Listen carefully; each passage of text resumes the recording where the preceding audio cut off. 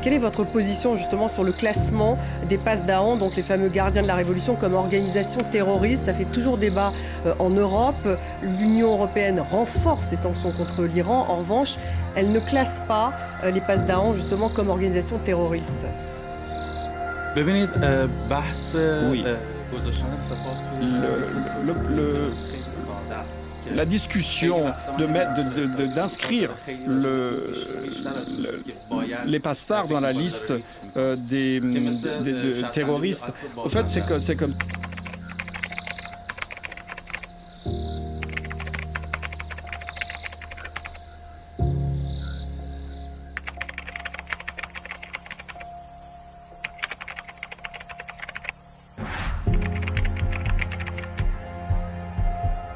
régime, mais en fait ils n'ont aucun rapport avec le peuple iranien.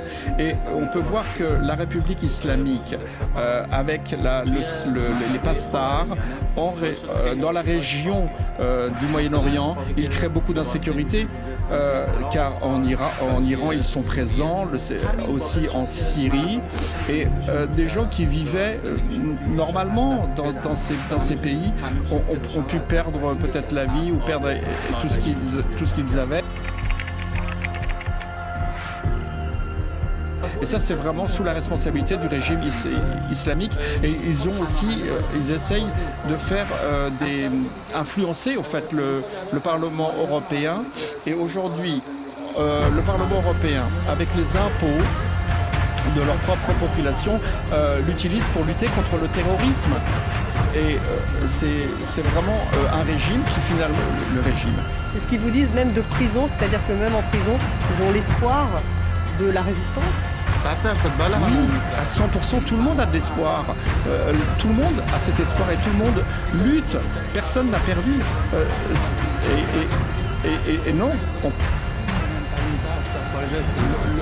La discussion la plus importante, c'est vraiment de transmettre vraiment ce que le peuple iranien souhaite.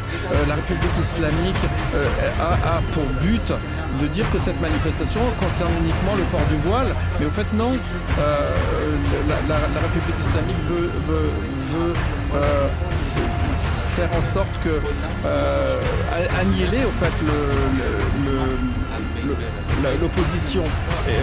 Et en fait, on voudrait qu'il y ait un gouvernement démocratique en Iran avec la liberté.